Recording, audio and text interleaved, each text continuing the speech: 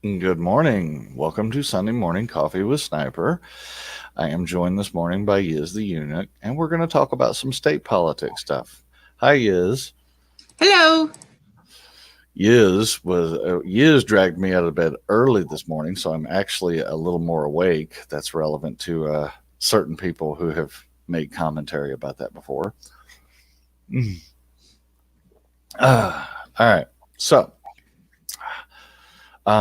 we were discussing in different live streams around the politics world this week things that have been going on in Missouri, which there were two. Yes, I know you know about the Newton County thing, and Mm-hmm. and they went the full whole hog, repeal the NFA, everything, but even the Well, whole whole hog, as they say around here. indeed. But even the state of Missouri did their own watered down version of this. And so we're going to discuss, or at least we're going to take a few minutes to discuss. Uh, we need to be pushing our states, and in this realm, I'm starting on this for more of these things. Mm-hmm. Newton County did a Second Amendment sanctuary that is literally nullify everything, including the NFA, including the Brady Bill, including the Hughes Amendment, because, well, if you nullify the NFA, you're nullifying the Hughes Amendment. The state of Missouri did a second Amendment sanctuary that was, we're going to nullify everything except the NFA and the Hughes Amendment. I have put together a letter for my state reps, and this morning I want to encourage everybody else to do it as well. In fact, after I get off the live stream, I'm going to start emailing it out because I had to collect the names of all the Republicans. What I have done is simple and 3 points. Okay. Now, one of these points is specific to Utah, so you might want to drop this in your state. But point number one, first of all, take the PDF, attach it to the thing. Dear state rep, point number one, why did we not do this first? Why were we not in the lead on this? Point number two is take this, add the rest of the Bill of Rights to it, and tell the federal government it's not okay for them to step on our rights in any way whatsoever. And then point number three, specific to Utah, is for a state who is the descendants of people who got hunted for simply existing, you should want to be in front of this. And I'm going to be sending that out to all the Republican state reps. And I'll showbiz myself a little bit here. I think in about 2 weeks, we're going to come back to this, and I'm going to have a list of who responded with a form letter, who responded in a negative way, and who ignored me altogether. And we might spend a little time going over that. I think that's a good idea. I'm going to do the same thing, and I'm going to make a video about it on my channel, and I'll encourage people to do the same. And we'll see what we get. Well, what do you think about? We talked a little bit on as we were setting everything up, but what do you think about the idea of trying to go after not just the Second Amendment, go after the whole Bill of Rights? Well, I think that's good. I mean, here's the thing. We know that our politicians of all stripes for a very long time have not acted as if they give a fuck about the Constitution or the Bill of Rights, even though they use it and say it all the time. They don't seem like they genuinely care if you look how the last 100 years of legislation and crap has gone. So I don't know if we will ever have a full government or a state that harkens back to times of old or not. But I think it is a valid thing to push for, sort of like how Trump uses the big ask. If we, as a people, start enforcing politicians at the local and the state level to, you need to do all the constitutional things, you need to do all the Bill of Rights stuff, we need to be a sanctuary state for all of the constitutional things. If that's our big ask and we only get some of it, well, some of it's better than none of it. So, this is true. So I think that's probably a good method to go. I think that in the letter that we send to people, it needs to be well worded, but also emotional and short. And we should probably provide 1 or 2 links to Missouri to show them a quick link of exactly what we're talking about, so they can pop it open and see exactly what that state did. So like, be sure to put that in the emails or the form letters that we send. Yes, which I have. Excuse me. I have the PDF of the Newton County ordinance, and honestly, I should have put it in the show notes, but I'll add it in later. The beauty of their ordinance is it's literally 2 pages, so it's not, it's not 500 pages that you're now asking this person who really would prefer to ignore you if they could possibly get away with it. It's just 2 simple pages, and it's going to get attached into all. I have to send out 58 of these this morning. Yeah. And I like mailing physical letters too. Do you like mailing physical letters? I know it takes time and money, but I like doing that. Yes, and honestly, if there's a round 2 of this, which there may well be a round 2 of this, that's when it gets more forceful and it gets to be physical paper. Yeah. So, your opening round is, hey, we should have, why aren't we in the lead on this? Hey, I thought you were cool. We're supposed to be a base state, we should do this thing. And then if, let's say, okay, so I'm sending out 58 letters, right? Let's say I only get like 4 responses back out of the whole friggin' lot of them, right? Well, now there's going to be 54 physical letters. Yes. Hey, I tried to be polite. Do I need to start finding people to primary you? Do this thing.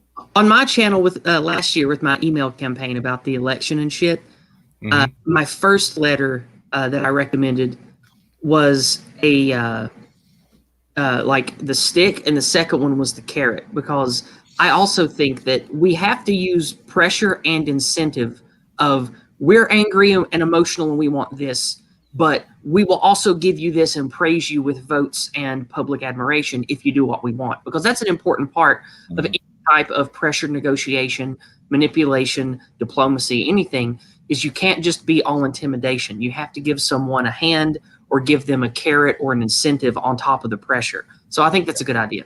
Yeah. Now, I will say I'm probably being more polite in the first salvo.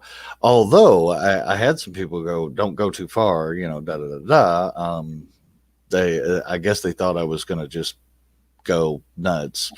But the opening one is kind of a polite nudge. If there's a round 2, if I'm literally largely ignored, then yes, I will come on a live stream and say, so they ignored me, guys. They almost all completely ignored me. And here's the only 5 who didn't, that round 2, that becomes the stick of, all right, I was nice. You're ignoring me. I can start finding people that might primary you. Do you like having that right honorable thing on the front of your name? Do you like that? Because I can have you primaried. And then, the number 3 would be, look, the first one of you that actually writes this is going to get the biggest campaign donation that I can give. Yeah. Yeah, that's a good thing to say too. I like that. That's good.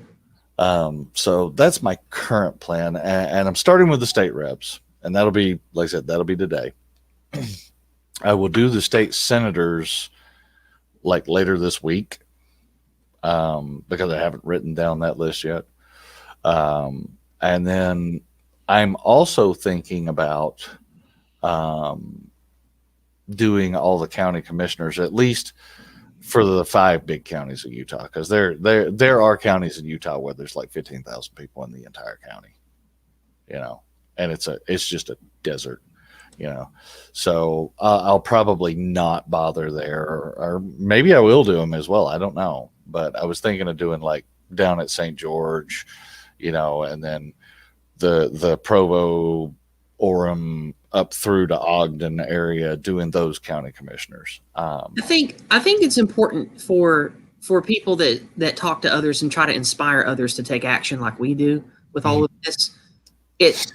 We need to, and again, I'm not poo-pooing regular people who have, kids and jobs and stuff. Like, I'm not poo-pooing them, but they oftentimes don't have a lot of time to look into stuff on their own or incentive to look into stuff on their own. Yeah, So it's even hard for me because it's important for people like us to take the time, because we can make the time to go ahead and get the links, to get the names, to get the districts. Like on my channel, I showed all the districts of Tennessee and who the name was for each one, and told, okay, this is the district and this is the person here. This is the mayor of these, or here are the mayors of our 10 biggest cities in the state. This is the name of our governor. Here's the links to all of them. If you live in this district, or if you want to mail all of them, here's their names, here's the links to find them, and then here's a form letter. And then I would give an example of a phone conversation of the type of voice messages to leave them when you call into their office. So yeah. I think us setting examples of exactly what to do, how to do it, and giving people names and links, that is a hurdle that I think 90% of our viewers won't jump if we just tell them to do it on their own. And it's not because our people that we talk to are bad people or they don't care. It's just people are strapped for time, especially in how our society has become, where everybody has to work themselves to death just to be able to pay bills. I think that it's a huge token to them to show, hey, we understand that. We've done the legwork. You just got to be a name. It's like, it's a little more work than signing a petition, but not a lot more, because we're basically got the petition together, so to speak, by doing the legwork and getting the links and the names and everything packaged to hand off to others. Yeah. And that does become problematic when you think about the fact that like half of our audience is scattered all over everywhere. Mm-hmm. Where if my channel is like 130, 140 subscribers, right? By the way, like, subscribe, share, all those things. I never, ever have actually said that on this channel. So yes, do the things and the stuff, please. But my channel is, let's say, 130 people, because I know it's at least that. There's 3 of us in Utah. Yeah. So being that I'm talking about going after the state level, that means I've got to assemble the list of like 48 states. That's, Missouri already did it, so they're good, and I've already done mine, so that's done. But I'd have to do 48 other states and then start weeding out the ones that don't bother, for example, California. California. And Hawaii, if you really want to go there. I never want to go there. Relevant. And no offense to the people in Hawaii, I just hate being on a plane for an hour, let alone 20. I did it 7 times, so to go to DC. So yeah, no, I'm done with planes for a while. Yeah. Thirsty boy, you're late. I see you in chat. He wasn't late. He was here at the very beginning. No. This man sends me a tweet every morning at 5 a.m. while I'm still asleep, talking about when's your show. And when I post the link back to him, he is the first one in chat, and he is 1 minute late from the stream starting. Thirsty boy is late. Okay, all right. So moving on. So the other thing that I wanted to actually touch on as far as state level things, and I had saw that you had brought it up in Don's stream, the 1619 project. Yes. There are states that we can all actively combat at a local level fairly effectively, and people around here are already doing that. And they were talking about it at church last week. Good. So I assume you went to him and said, "Hey, the way to do this is to get the state legislature to attack school funding. If basically do what is it, Iowa or Ohio? I think it's Ohio. I think it's Iowa, but it's one of the two of them. Is it Iowa? I don't remember. I get states confused in my head a lot. Me too. I just remember it's one of those two. Yeah. For the longest time, my brain got Wyoming and Colorado crossed, even though I know they're different. Like on a map, I can point to them and show you where they are. But in my think hole, I get those mixed up all the time. Yeah, no, I got you. And for a long time, outside of the Air Force Academy, there really wasn't that much in either one of them. So, so it's not like it's that hard. Yeah. Um, the but the way that they attacked it was smart, right? You're going to stop doing this, or we're just going to cut off 5% of your funding a week until you do. Yep. And I don't know what the percent was actually, but 5% was just an example number. And considering that the state does pay, education the way it is currently is basically a giant unfunded mandate on the states. The federal Yep. government only sends this much money. Yeah. The states pay all the rest, and starting to cut it, there's a lot to cut there. So we should. And I don't know if you've been following my channel or not, but I waged a war against the anti-white Marxists at the local university last year. I even got some media coverage in the local news. I don't know if you saw that or not, but we have some particularly terrible America-hating anti-white jackals that are in positions of power at a local university. Big surprise. And at the University of Tennessee, really? No, not UT. I said at the local university here. It's East Tennessee State University, the one in Johnson City, Tennessee. And they hosted a Black Lives Matter art project that was just full of anti-white lies about all this negative shit about whitey and this race war shit. And they hosted the art exhibit. And like I went around and counted, like literally half of the exhibits were pretty cool and okay art. They would be acceptable to have, in my opinion, anywhere in America. But half of them were like straight up Marxist neo-Marxist propaganda about race struggle shit. And it's like, we can't be having that. Like, especially not in pristine rural white America. You can't let that cancer start festering here. And those same assholes that put that together from the university, even in this beautiful place called historic Jonesboro, they have all this faux diversity posters and crap they went around putting up at little businesses, and some of them even have quotes from Nelson Mandela on them. It's like, come on, man. They want to diversify, which means white erase even everywhere. Like, if we let these jackals take over and get a foothold, they're going to spread this cancer from California to every nook and cranny, to every mountain holler and every pasture in America if we let them. That's why we got to stomp them out before they get started. Well, I don't get me wrong. There's a lot of that. The interesting thing about this is I spent most of my teenage years in South Georgia, and the funniest thing is whites are a minority in South Georgia. Once you get below Macon, right? Same thing in Lower Alabama. Same thing in most of lower Mississippi. Once you get basically below I-20, well, it's like an hour south of I-20, your whites are in the minority in most places down there. And it was fine. There was none of the, they had actually gotten over all the drama. Sorry. I keep having that problem this morning. They had gotten over all the drama. They had gotten past all the drama. And a lot of the reason for that is these were areas that didn't have the money in the first place. I had an argument a little while back because you and I see it a little bit differently. And I see a lot of it in how they did the Civil Rights Act, what have you. But I had an argument with a person a while back who was trying to tell me that everybody in the South supported Jim Crow. And here's the fact of the matter. Not everybody in the South did support Jim Crow. Where Jim Crow came from, where those laws came from, was the NIMBY, I have money types of the South trying to forcibly legislate association in a negative way.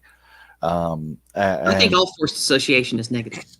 Well, there's forcing it in a positive, in an affirmative way of we want this, or there's forcing it in a negative way of you are not allowed this association, right? Jim Crow was negative force.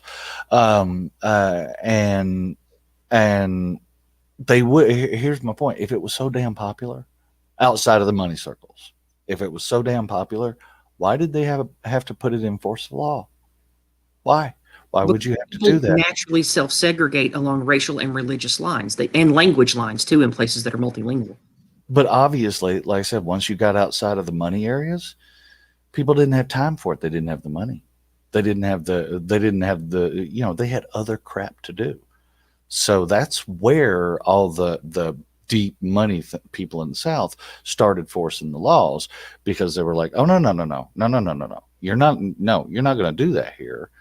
In all these communities that didn't have the money, even all the way up to Brown, even all the way up to Eisenhower putting the 101st in Little Rock, right? There were little communities in the South that were ignoring the Jim Crow laws because they simply did not have the money to implement them. They simply didn't, and they were just keeping their heads down and hoping they didn't get caught. So what that tells me is association is a powerful thing, and yeah, okay, if your rich black community wants to go live over here and your rich white community wants to go live over there, fine, whatever. Mm-hmm. But let the broke folks do what they're going to have to do, because they got other shit to worry about. Yep. And I've always thought that's a problem, is when people that want to govern us overstep that line, because for too long in America, for at least 100 years, and for a long time in most of our countries now, the social compact in the modern era of governance has been broken by those who we've elected to give control over certain systems. And especially during the Brother War era of the early 1900s, that got really, really bad. Like everything from the New Deal to what Woodrow Wilson pushed to just all Woodrow these. Wilson's a war criminal against his own people. All these problems can basically be drawn back to what came out of the war era in our countries, of people being radicalized along jingoistic lines of faux patriotism to make us willing to give up our rights and liberties for the Red Scare or the Nazi scare or whatever the hell else. They wanted us to give up our rights and liberties and galvanize us by a lie. And I think that's really when our governments in all of the Anglosphere, or maybe even all the West that doesn't even speak English, that seems to be the mark in history where modern liberal democracy authoritarian creep really started, was between like 70 and 90 years ago. When they sold the idea of listen to the experts, the first time they sold the idea of listen to the experts, which was mostly Wilson, which listen to the experts. Now give us all of your gold for the Fed. Listen to the experts. Now, you have to work an extra hour every day. Listen to the experts. Give us all your money. Give us all your steel.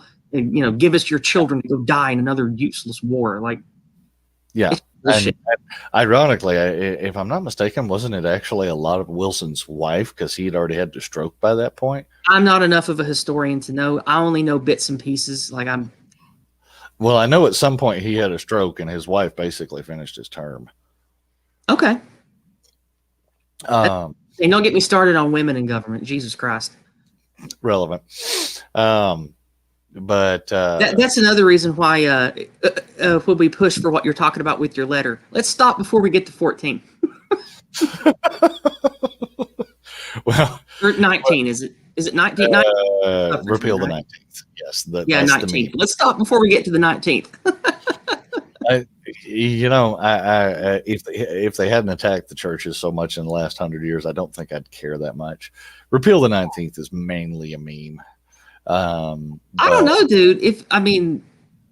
Okay, first of all, for those of you that think I might be, taking the piss out of women, I'm taking the piss out of all of you. I don't think anybody should have the right to vote by default. You should have to earn your right to have a say in the country. You should have to earn your Heinlein strikes again.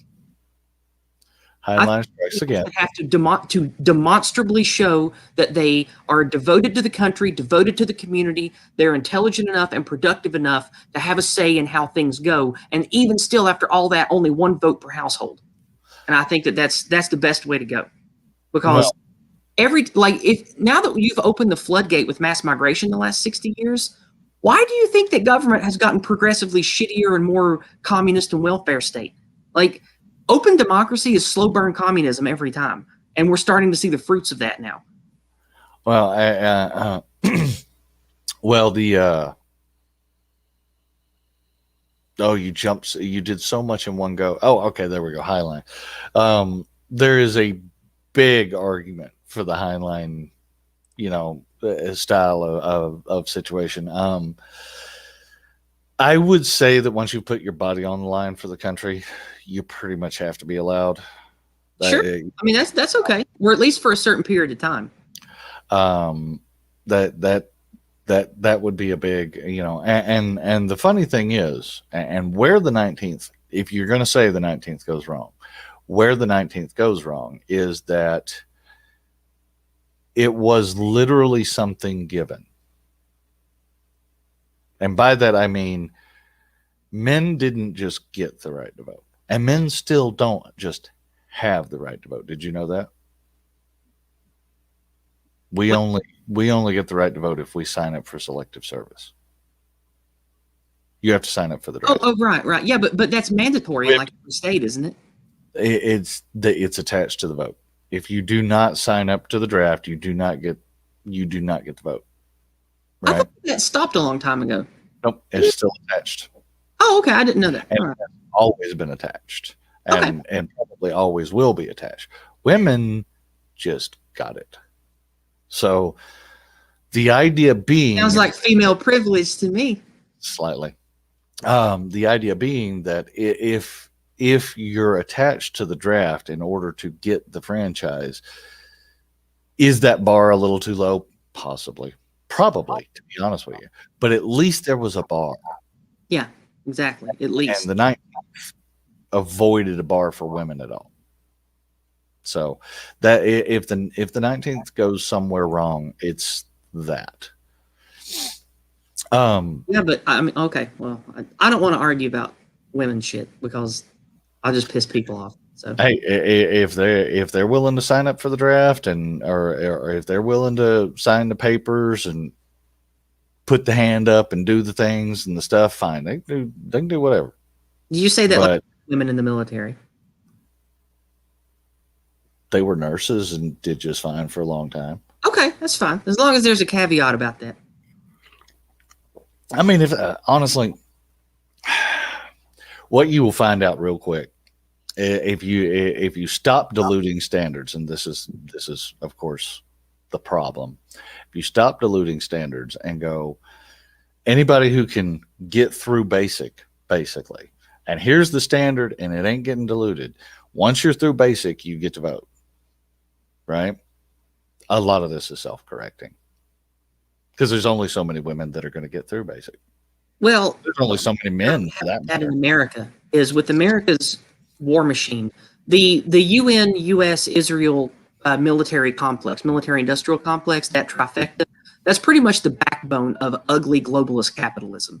And with the way that mass migration is working and the way that we have the anti-white Biden administration wanting to purge patriots and white people from the military, with mass migration, especially not in America, where you got just slews of North Africans and Arabs and shit being pumped in. If you make military service the focal point of who gets to vote, that's a very easy way to eliminate patriots and nationalists anyway.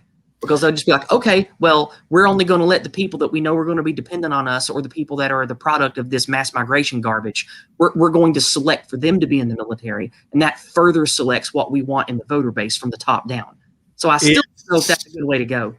It's interesting in the way they have politicized the power structure of the military. Now, we'll see if they can succeed at fully politicizing the buck private down at the bottom. I think they're gonna find out real quick they ain't gonna have a military if they do that. Well, wants to wear a minority, and they're working on that something fierce. So we'll see. Well, okay, relevant to that, and I'll push back on you here a little bit. Okay. Cubans are now white. Did you know that? I have been told this, yes. So it ain't about it ain't about whether you're a minority. It's about the way you vote, right? And that In a is way, yes, but also in a way, no. I think that because of how humans naturally self-select for people who look like them and are like them in heritage, the more fractured we become and the more people are forced to commingle, the more that's going to strain that natural fabric of cohesion until there's going to be some kind of unfortunate pushback along racial and religious tribal lines, and that only further damages the fabric of the great nation that we want, the great country that we once had in America. And well, that's I worry about that. I worry about that because right. you even call Asians white people now in a lot of ways. Like it's messed up. Like they'll demonize whites on one hand and then be like, okay, well, you white people are okay. These good traits we're going to call white under the whiteness tag, and so Asians get the stick too at the university funding level. But then, if you're, are you on Twitter? Are you on social media? Okay, well, Asians not whiteness there. Like it's like the way that race is being weaponized by the people that want to control us and break our country. It's really sick. It's also logically inconsistent, and that seems to be a feature, not a bug. But yes, West Coast Asians are being treated like they're white folks because they're like half conservative.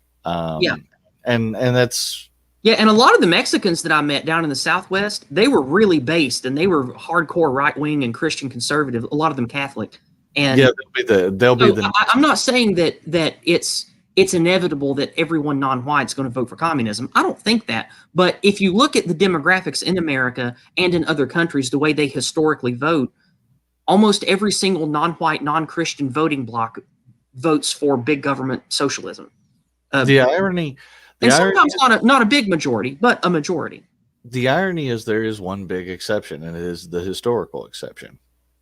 And I don't know how you purge the churches to fix it. The Black community is the most religious community in this country on the whole, and yet they vote for more and more authoritarianism, and it's through the churches. They effectively, the Democrats bought up the churches, and own them at this point. And you need a purge of all those pastors to fix it, to start getting it to where, it's 50-50 in whatever way they go, they go. But and also, and our churches a lot in America have been paused all to hell too, especially out west. Yeah. But, I had somewhere I was going. Oh, okay. So here's where our fundamental difference in the last point of commonality we have before we start seeing little differences is in how they did the Civil Rights Act. And it's because the Civil Rights Act not only eliminates forced association at the state level, it then goes on to just simply ban freedom of association altogether. And that's where they went one too far. If you want to eliminate forced associations, whether they be in the positive or be in the negative, and say, no, the First Amendment is a thing, and you will not screw with the First Amendment, because the Civil Rights Act effectively screws with the First Amendment, but the Jim Crow laws were already screwing with the First Amendment, right? So the first half of the Civil Rights Amendment, Civil Rights Act, that's fine. It's the second half that has caused all this problem. That's my opinion. I know you do agree that them enforcing their own federalized, kill on freedom of association is an issue, and then we kind of diverge from there. But there's a lot of commonality there. Well, of course, I wouldn't be glad to call you friend. Like there's the reason why I talk about race a lot is we're told we're not allowed to. I didn't really care about race until about 10 or 11 years ago during the Obama administration, when race became heavily weaponized at a federal level and started being pushed by all the conglomerate media and everything. And I think that it was in direct response to the cathedral or the power structure or whatever you want to call it, realizing how threatened they were at the unity of the people in America. Because if you look at the late 90s and the early aughts, racial crime, racial division, racial issues were almost gone, almost completely gone outside of a few places in big cities. And like, you know, if you look at how comedians and TV shows and movies were portraying things, it was sort of a golden age of, we have sort of moved past racial division and nobody cares anymore. And then the Occupy Wall Street happened. And the rich assholes that control everything through this capitalist system that we have of big money getting its way even in government, they were like, oh shit, oh fuck, they're unifying against us and they're looking at us. What can we do? Let's get all the media companies that we control, and now that we can control the internet, let's start making everything about race struggles. It worked for feminism. It worked, you know, 70 or 80 years ago when we made everything about sex and gender and started tearing families apart and destroying people with this gender war shit. Let's do it with race. We can do it. And when you look at the tracking data on all major MSM outlets, on all MSM news, mention of what all the white supremacy stuff, racial talk, all the buzzwords like racism, racist, systemic racism, and all that goes up by thousands of percent in all media publications around 2011, 2012. And it's like, they know exactly what they're freaking doing. It's a very Soviet tactic. It's very Bolshevist. I got bad news for you. It was happening before them. I know that, but what I'm saying is they went whole hog with it because they control the narrative of communication through the Silicon Valley, and how the you-know-who and the power structure own all the media. Yes, but they've done it on election year.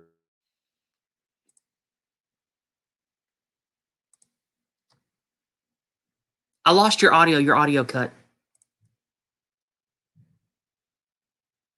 Now you're frozen visually. I think something happened to you.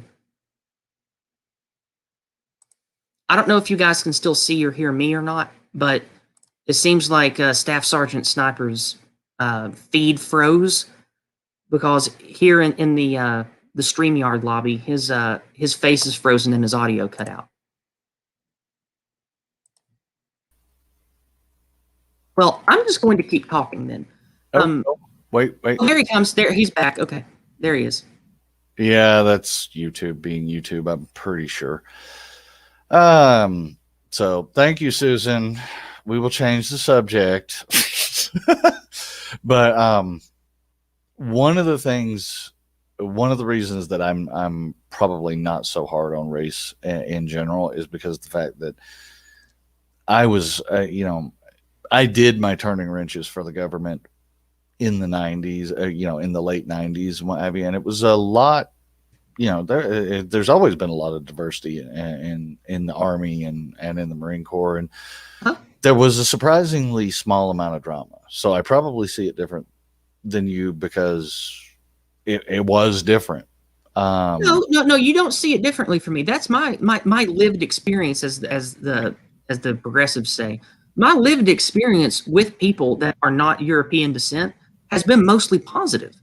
Like, I know that there are people of all different persuasions, even of the Jewish persuasion, that are good people who care about the values we care about and who want to live in a country like we had 80, 90, 100 years ago or earlier. They want to live in a place where these things are true. Like, especially talking about the you-know-who, there are Israeli patriots that hate all the shit I hate and talk about the same stuff I talk about in Israel right now.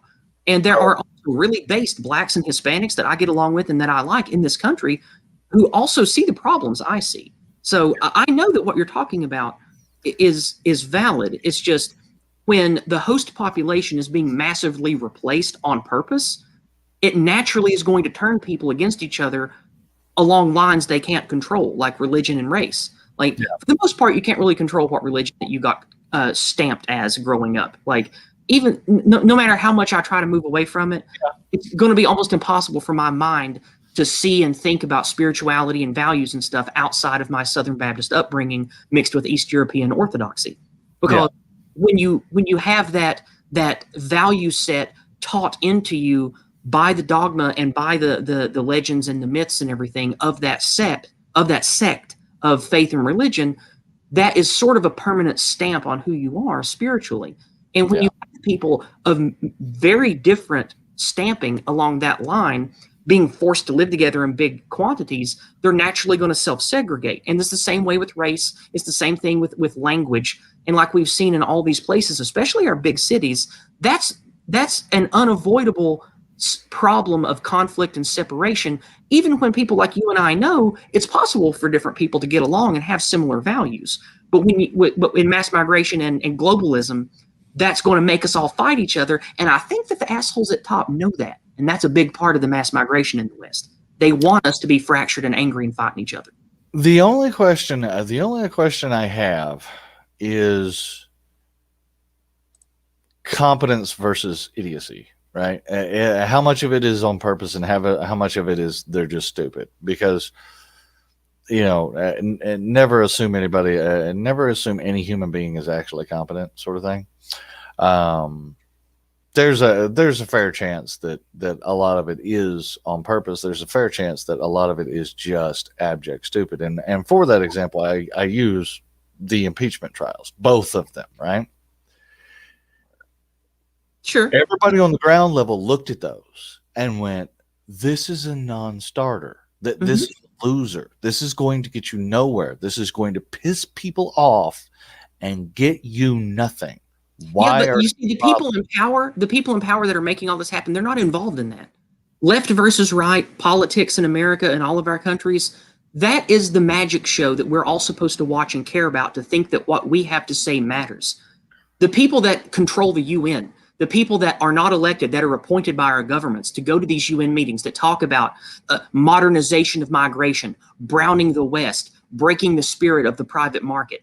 These are the people that have the power. The party of Davos, the globalist billionaires, the Fed, the people that are in the deep state, the Pentagon organizers, the people in Israel that care about the constant warmongering. These are the people that have the real power that you and I never get to vote for. They're the ones that know what they're doing. And all the other people, especially the ones in politics that you and I see on TV, they are the modern day useful idiots of the modern Bolshevik regime. That's entirely possible, but then why did you see what along these lines? Did you see just how stupid Davos was this year? Yes, and that gives me hope. I'm very white-pilled about things. I think that I think we have it on the ropes, and we need to keep pushing because we're going to win. Well, they're winning everywhere, but we're going to win. We'll see. But I think we're going to win. I have faith in my people, and I have faith in what's right, and I think that we're going to win. Well, my point being, though, competence versus stupidity, right? The World Economic Forum, the shit they said this year, they don't realize how stupid it was for them to say some of the shit they said out loud. And this is what I'm saying about how much of this is on purpose and how much of this is they're just truly idiots. And it's going to be a mix of the two, and the only problem is, where's the mix? You know what I mean? I'll give you a real world example. I have an uncle who is an actual engineer, who is an actual rocket scientist, went to Georgia Tech, then went to MIT for his master's, and has worked. He's a real rocket surgeon. Yes, and has worked with NASA for his entire lifetime. Don't hand him a toolbox and pop the hood on a car. You get what I mean? The distinction. He's brilliant here. He's stupid everywhere else. How much of that do we actually see play out at those levels? So, the reason go ahead. I cut you off. I wanted to finish what I started a second ago. Go ahead. The reason why I'm white-pilled and think that this is a good sign is, even though I say, rich people this and globalism that, I don't think that these people have absolute power, and I don't think that they're much above regular people when it comes to intellect, being aware of things, because most people are bell curve. That includes most rich people. That includes most people in the global elite. And I think that we are seeing that this globalist Bolshevist push is going to fail, because they only know to use the tactics that existed before the internet, and they're too slow catching up. Like, we have eyes and ears on everything these assholes are doing. That's why all these elites in media that are being paraded out in front of us in the dog and pony show of politics, the bulk of people get to see exactly what that filth is. Like old ladies at my church, my mother, her old husband that's dying. They talk about the lies in the media. They talk about the clear anti-white message. They talk about how it's just been a complete farce in the election. They talk about how they obviously see the Sovietism they were taught to hate when they were kids evident in schools, evident in the government. People know this. And that's why I think that they went to the pandemic using that. Now, I'm not saying that the virus doesn't exist. I think that the COVID-19 is a real thing. I do believe the COOF is real in that regard, but the reaction to it, the propaganda around it, I think that's why even that was weaponized against us, because all their other tactics are failing. Like, I don't think that they expected Donald Trump to get in the White House the first time. No. And that tells me that our enemies are not unbeatable. They are not super genius, and they are not some boardroom of Spectre Bond villains that are pulling all the strings and control everything. No. That's stinking thinking to think that way. We can beat them. We just have to have the will to do it. And that's why I think that we're going to do it. We're going to beat them. And Yizz, not only did they not expect Trump to win. Did you read the Time article? Oh, yes. Where they can't. Okay.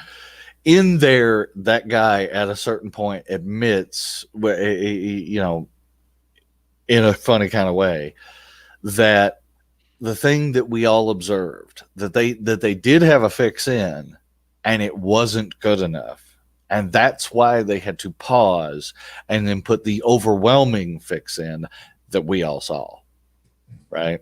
Because he was going to win again, even though they had a fix in, you know. So, that said, remember, I have children that are going to get up soon, so we should probably talk to Shane for a few minutes. Let me scroll back up to the top here. It looks like Kiefer was first this week. So, good morning, Kiefer. There's all the good mornings. And oh, yeah, happy Valentine's Day. I didn't say anything about Valentine's Day, even though it's a made-up holiday, blah, blah, blah, blah, blah, blah. Happy Valentine's Day. I actually say that a few lines later. There we go. Yeah, you do, in fact. Yeah. And more good mornings. Let's see here. Told my husband about the Missouri law. Violence is life. I would be interested in what he said about it.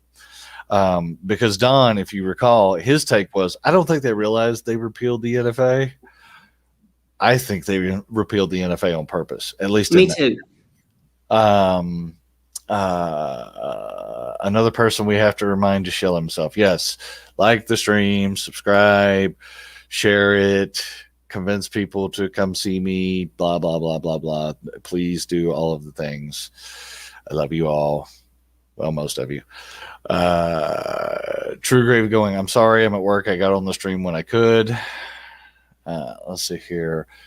Here we go. I don't know how you pronounce that. Shelley?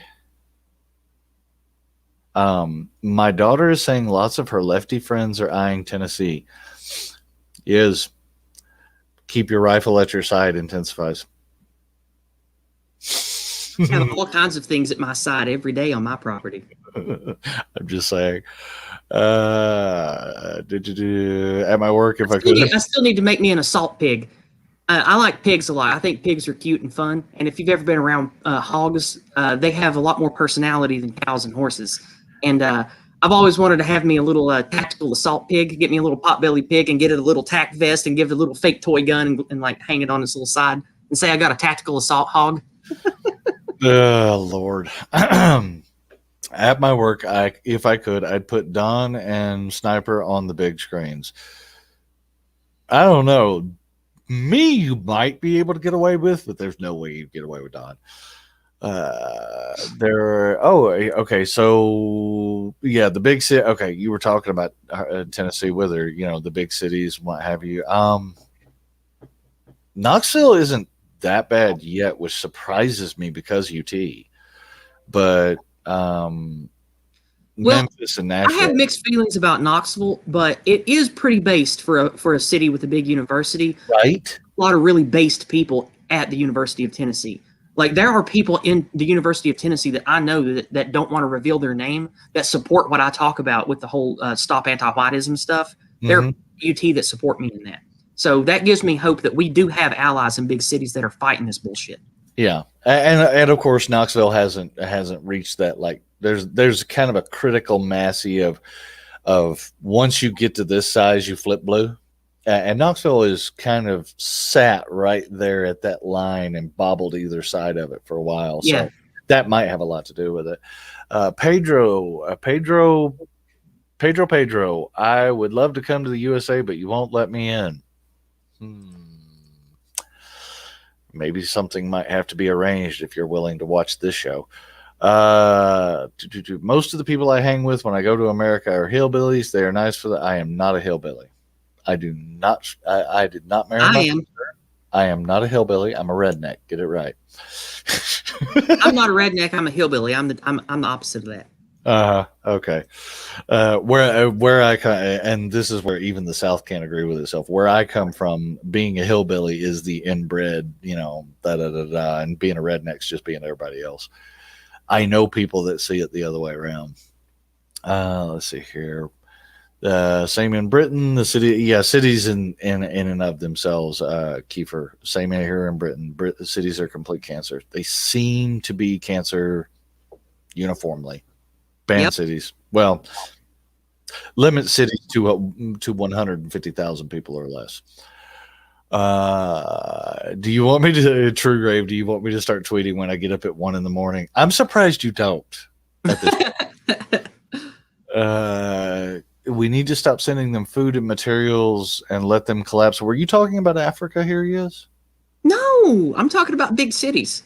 Oh, we have the power because we have so much land. Like if the rural people in America just had the will to do it, we could fight back against these cities, something fierce. Like think about all the truck drivers. Like I got my CDL a long time ago. I'm not a big truck driver. I never got my A and B class, but I know professional drivers. Pretty much every single one of them doesn't live in a big city, like almost 100%. Like we all live rural. And if we would just embargo these big cities and be like, okay, we got all the food, we move all the goods, all the people that matter to this country that actually keep this country afloat, we don't live in these big cancerous cities. They depend on us, not the other way around. You know the problem with that, though? Cities, we fortify rural America and we let these cancerous tumors rot and die. And then we keep the cancer from spreading into rural America and we just let the rot die. And then you know what the problem with that though is? It's too late for that. You're not wrong, but it's I don't too know late. if it's too late for that or not, but I don't think that our people are. You want to know who the biggest holder of farmland in America is? Yeah, well, he can come and take it. Nope. That's the biggest American citizen. You want to know who the biggest holder of farmland in America is? I know that Bill Gates bought up a lot of it. He's the largest holder of an American citizen. The Chinese Communist Party holds the most farmland in America. Yeah, but that's what I'm saying though. They don't live on it and they don't work it. Let them come take it. Let them come take it when we say no. It's willing to do that. It would in that case it would be blockade them from moving anything off of their land unless you want a bloodbath, and even that might get you a bloodbath. In a world where the civilians of this country own trillions of bullets and the military owns trillions more, I would tend to like to avoid the bloodshed if we could manage that. We may not be able to, but I would like to try. And I don't want a Fed post on your channel, and I'm not saying this to try to be edgy, but I do think that push is going to come to shove, and the faster that more people are willing to say no, we're not doing this, come and take it. I don't think that is a radical Fed posty thing to say. I think that's a rational American thing to say, and I don't think that should be off the table or ugly to talk about. Yes, I'm not sure you're wrong. I don't think it'll happen though. I'm just saying I wish it would. I don't want to have to bury that many people. I don't want to be on that long of a funeral detail. And I don't want to go extinct. I'm not sure you're wrong. I'm not sure you're wrong. Let's see here. Sir, Kiefer Davis, service guarantees citizenship, but unironically, yes, we discussed that for quite a while. And there are a lot of arguments to be made and ways you can refine it, but having some sort of component of you have to do a thing to earn would be better than what we had now. Even just having to sign up for the draft is probably too low a bar, but at least it was a bar. Pedro, it's a communitarian agenda. Look what they did in Seattle. Obama, Clinton are followers of Werner Falk, a German, fucking Germans, a guru of this odious philosophy. Nikki, I know who that is. The only thing I can really tell you about Seattle is the statue of Lenin in Seattle dates to before Obama. So they've been that way for a long time. It wasn't necessarily Obama's fault. Let's see here. We should only have landowners vote. No, because there are too many landowners who are commies. No.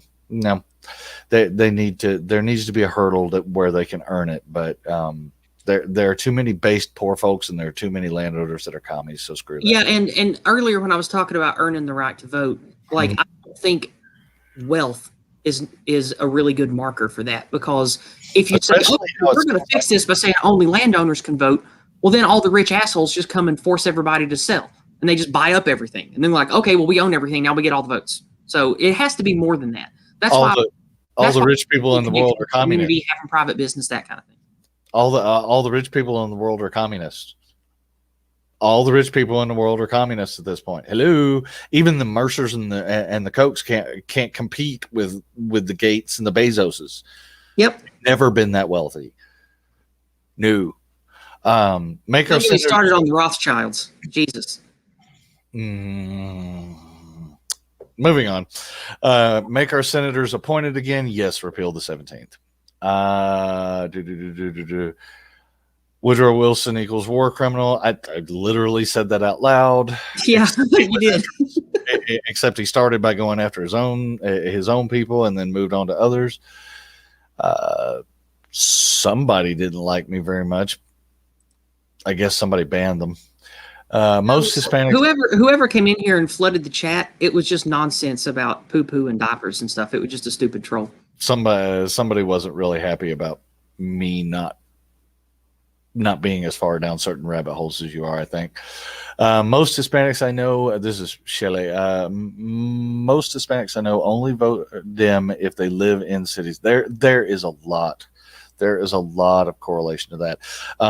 That's why I say big cities are the cancerous tumors, because the more rural you live, people have to protect themselves. They got to they live a more based life, and those people don't want big government programs and others coming in to tell them what they do. Like the very, very few blacks and Mexicans we have around here, they're based in religious and right wing too, because they live like we do. We live and operate in the same way. And it's not until the last 20 years when government started forcing diversity into our local municipality did we even have much of a Mexican or a black population anyway. And then some of the ones that came here because of that, they left that diversity area and then they became integrated. And that's why if you're going to have multiple populations moving into an area, it has to be small. It can't be mass migration, or the natural alignment to the archetype of the country that you're in doesn't happen.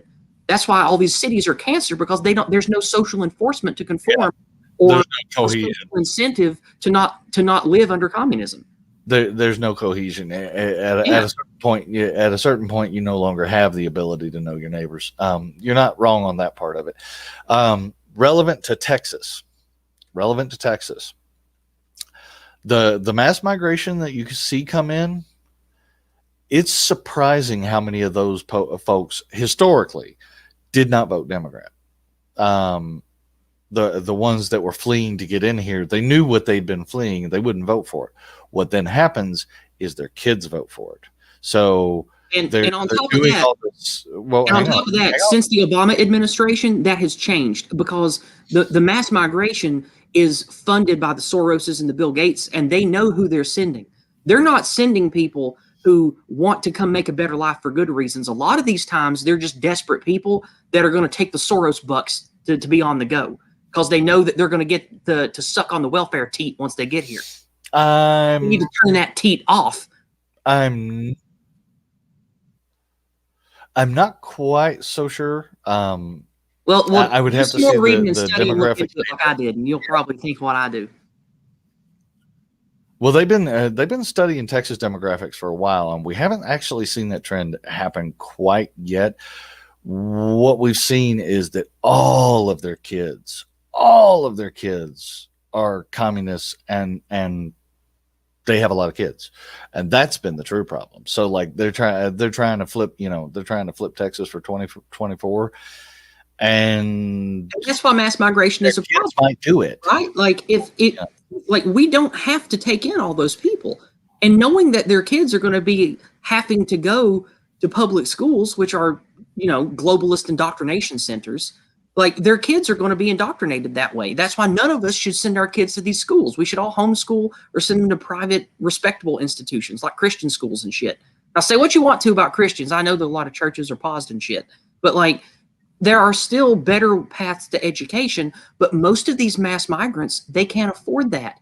And what does the government offer them? School for the kids, daycare, all this garbage that just fills their head full of lies. And that's another reason mass migration is bad, is because of that. Well, on another note, Thomas Massey actually introduced a bill that was like 3 sentences. It was basically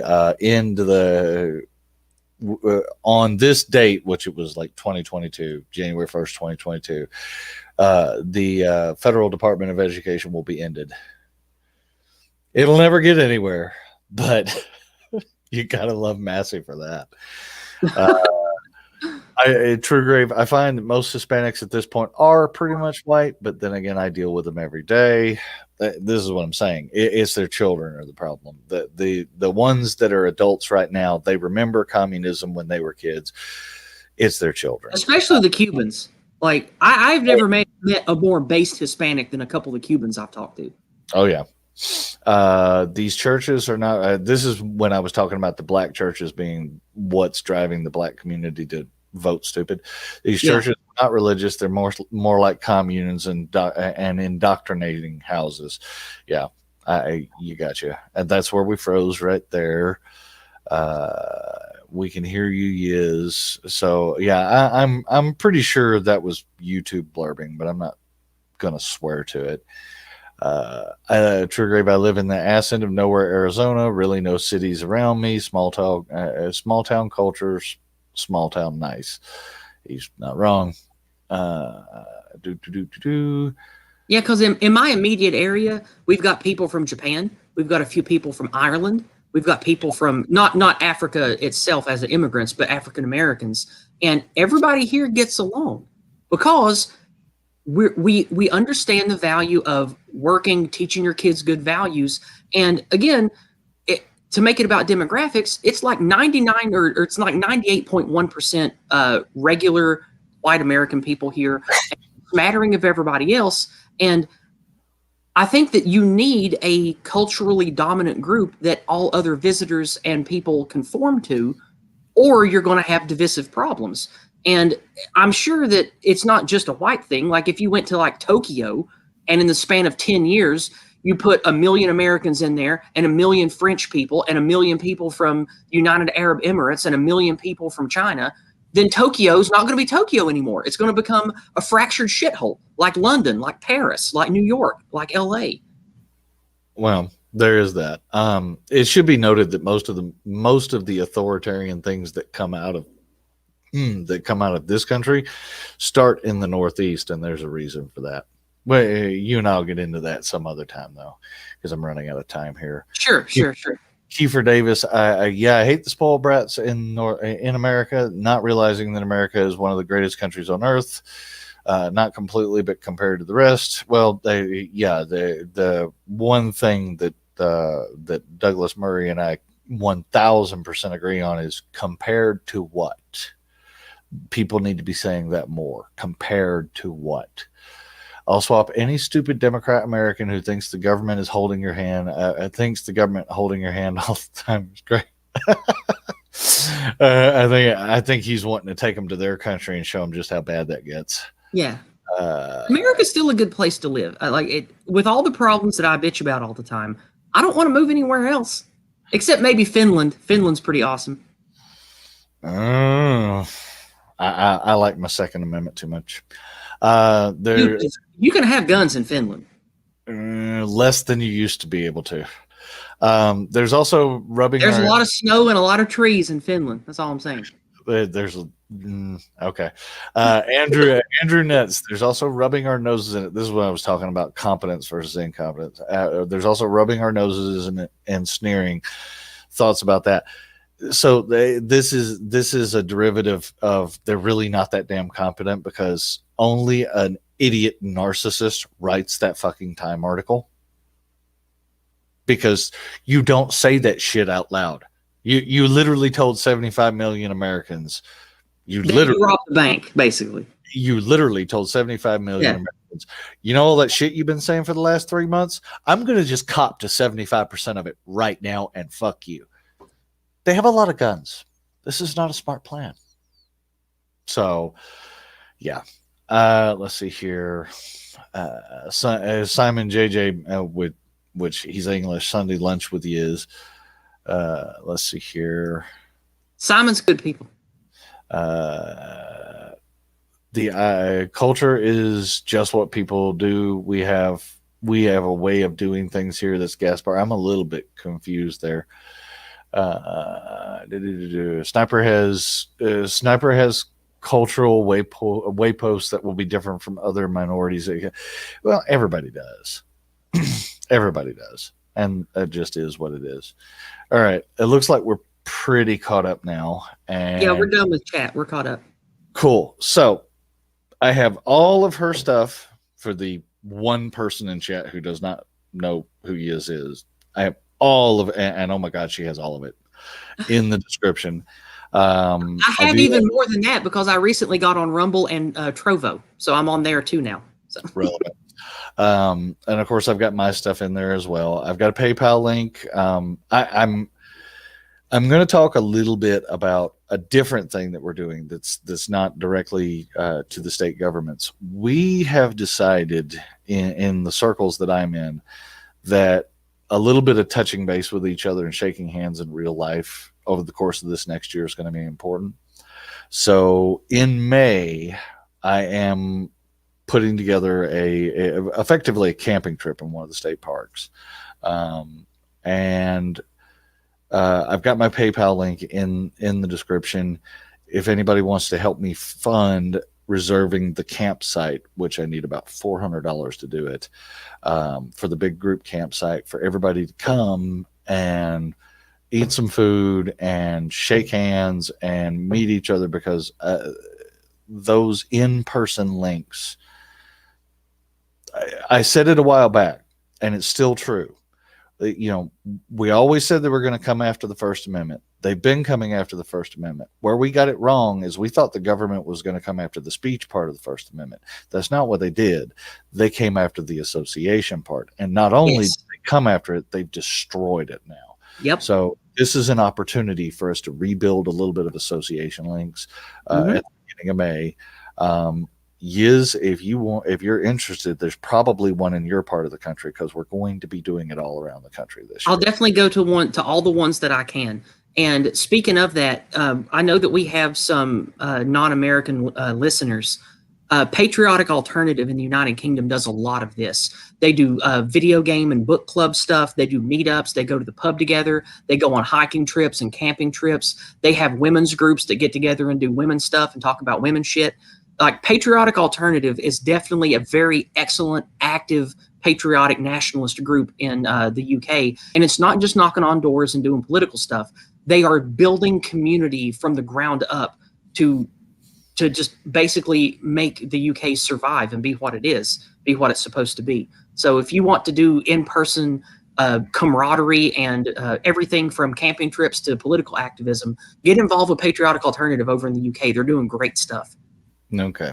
I've heard some mixed reviews on that, mainly from libertarian people, minded people over there that find him a little bit of authoritarian, but I don't know. I haven't looked in, I don't see them in my realm of the world, so I haven't seen enough of them to actually. Well, libertarians poo-poo everything that wants structure and order because they believe all authority is bad or whatever. But no, I know the guys that run PA. I like PA.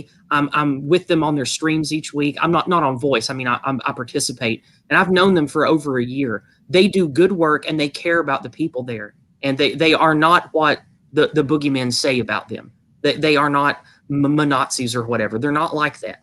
They are good, patriotic people that care about England and care about spreading what we're spreading here through Dawn and the basket weavers and all that. They're putting that stuff together in England well, I guess Scotland too, technically, but mostly England right now in the UK. All right. I will do a little bit more looking, but hi, I'm libertarian. I generally say that leave the government out of things because it's bad every time they touch something. I used to be like that too until I realized that I have to step off of those values and be willing to get my hands dirty, because libertarianism can only be viable in a high trust functional society, which we haven't had for a long time, unless we're willing to grab a hold of the government beast and make it work for us, at least for a little while. What you and I want in our heart is never going to happen.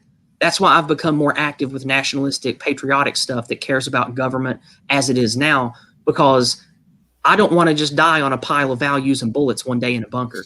I want to actually have a good future in a big, healthy country for all of us. So that's why I started caring about nationalistic state and government stuff. Well, Ruby Ridge is a thing for a reason, but I will point out, yeah, it is. The Bundy Ranch and what happened at the Bundy Ranch. That's a bunch of libertarians. Okay, that's a bunch of libertarians that literally surround. The feds surrounded the Bundy Ranch, and then the libertarians surrounded the feds and said, "What are you going to do?" And I mean thousands of them, because Idaho is full of libertarians. And in a shocking turn of events, when you outnumber the feds, they fucking leave.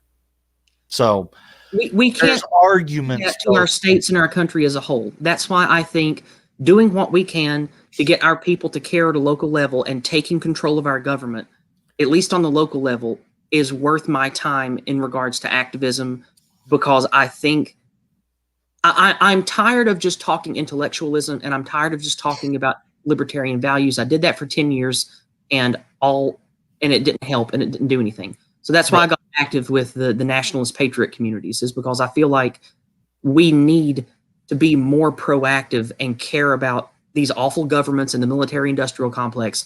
We have to start sticking our fingers into that beast and trying to wrangle control of it, or we're going to die on a pile of values and bullets. And that's one of the reasons that I talk with as much of the different parts of the right wing currently, is because we've got to figure out there's somewhere in here that's going to be, and it may be a little more toward the libertarian, it may be a little bit higher than I don't know, but we haven't touched exactly on it yet, and we need to figure it out, and we ain't got much time left to figure it out. So that's why we'll get there. At least we got people that are quote unquote on the right. I don't even use left right paradigm anymore, but we have good-hearted nationalist patriotic people that are at least coming out of the woodwork and talking and organizing now. And that's what I've seen in the last 20 years. So that's relevant.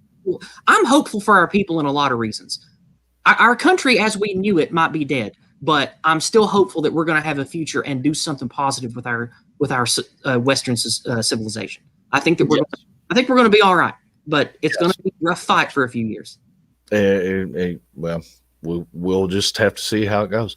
I have a question here I have to address. Gaspar has asked a couple of times now, while we got on the tangent, about the meet that I'm putting together. It's going to be in Utah. And Gaspar, I know that you're on Cabal. You can DM me in Discord. That's fine. Find me in Cabal and shoot me a DM. No big deal. I will talk with you more about it there. Because there's a special server you got to get to be able to plan on this deal. But yeah, we're going to do those. Yizz, I will share more information with you because I know they're going to do one in Florida, which I think that might be the closest one to you. And I want to say that's Oh God, I hate going to Florida. It's such an awful trip. But yeah. I don't know of one closer than that yet, but I can show you where to find out. Well, I'll do my best to go to at least one of them because I like real life meetups, and I know a few people in the East Tennessee, Virginia area that would probably come with me to a nationalist meetup like that. Cool. All right. Well, everybody, y'all have a good Sunday morning because I literally have to shut it down now. Hang in there one more week. And like I said, get with your state reps. We need a Bill of Rights sanctuary. We need that level of pushback for the federal government to make them think. Talk about this more next week. And I appreciate y'all coming by. Bye. Bye.